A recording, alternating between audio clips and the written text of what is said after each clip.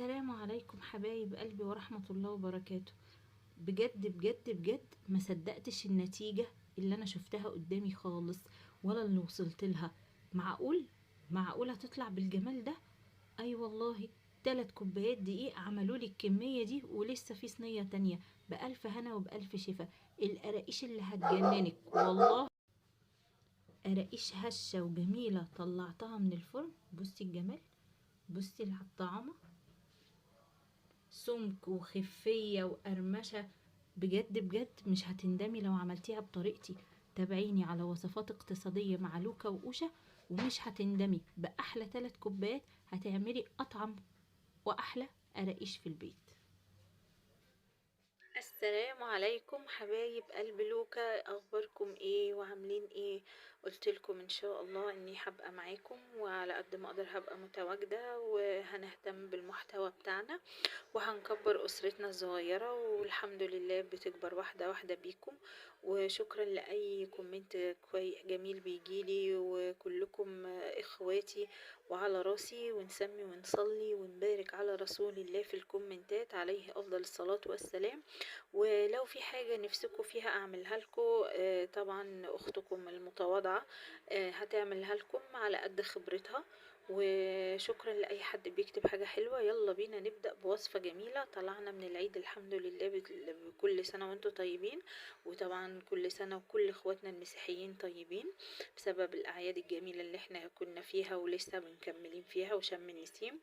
النهارده بعمل لكم بقى حاجه حلوه كده للشاي بلبن. اكيد طبعا الكحك والبسكوت عندنا خلاص بيخلصوا، وهعمل لكم برضو كحك تاني. مش معنى خلاص ان العيد خلص فما نعملش كحك، لا ان شاء الله هعمل لكم كحك باجمل كحك وباقل التكلفه، وهيطلع دايب دوب معاكي.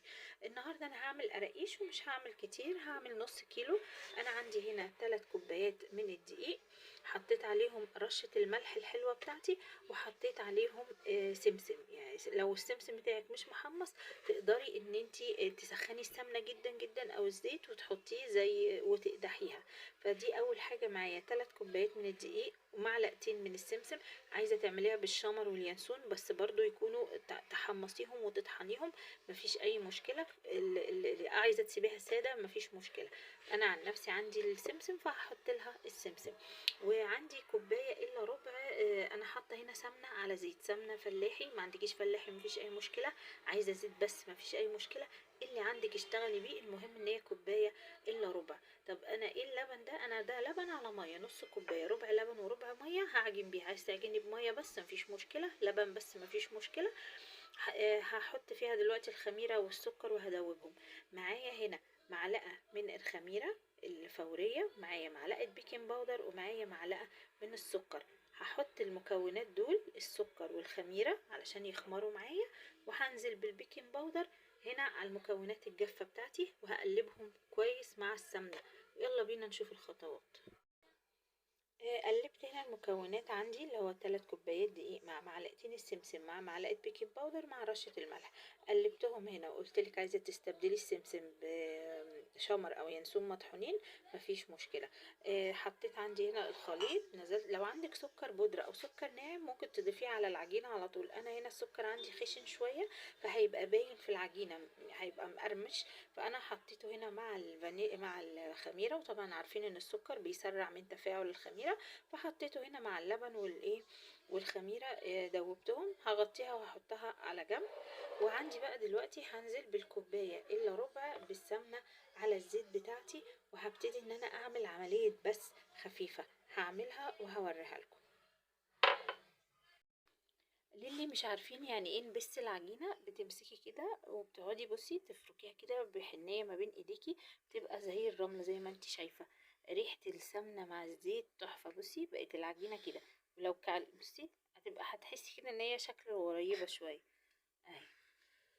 يلا بينا بقى نحط بقية المكونات ونعجن القراقيش بتاعتنا. الخميرة بتاعتي لازم اختبرها كده الاول. بصي زي القمر، خمرت اهي وبقت جميلة. بضيف حوالي النص كوباية بتاعتي. هعجن. احتجت مية او لبن تاني هديها، احتجت دقيق لان ممكن كمية المية دول يكونوا كتار عليها، هديها دقيق. فهنشوف دلوقتي هتظبط معايا ازاي. طبعا باين جدا اللي هي لسه. بصي هي مفرولة معايا ما مسكتش، شايفة لسه وجامدة.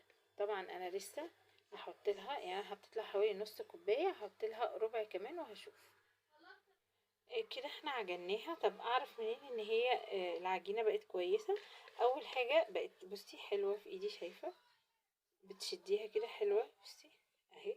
تاني حاجة ان هي نضفت الحاجة اللي هي اتعجنت فيها، بصي نضفتها تماما، ونضفت ايدي، كانت ايدي كلها دقيق. فكده انت عجنتك مظبوطة جدا. هنسيبها بقى ترتاح لان طبعا فيها خميرة، ان هي تخمر شوية. وبعد كده هنبتدي نشكلها مع بعض بأسهل طريقة. وبعد ما عجينتنا الحلوة خمرت بصي بقت هشة قوي، بصي بصي بصي بصي هشة مفتحة وجميلة. هنبتدي بقى ان احنا نفردها ونقطعها بالشكل اللي هوريه. طبعا انا فردتها اهو، انا بحبها رفيعة يعني مش بحبها اهي السمك كده رقيق لان هي بتنفش طبعا. هنسويها بقى، هنسوي حروفها، هنعملها شكل المربع كده عشان نعرف نقطعها. عندك بقى القطاعة بالسكينة، طبعا الزيادات دي كلها مش هنرميها، هنرجع ان احنا نعجنها تاني. نحاول ان احنا نساوي كده.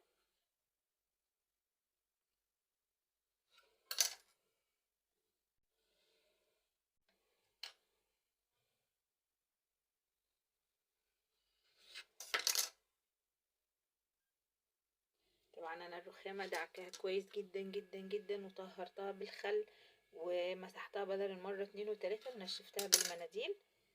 انتي بقى بتتعاملي عندك بالبوردة بتاعت العجينة بأي حاجة، بس انا رخامتي خليتها زي الفل. هنقطعها بقى، يعني مثلا بصي كده.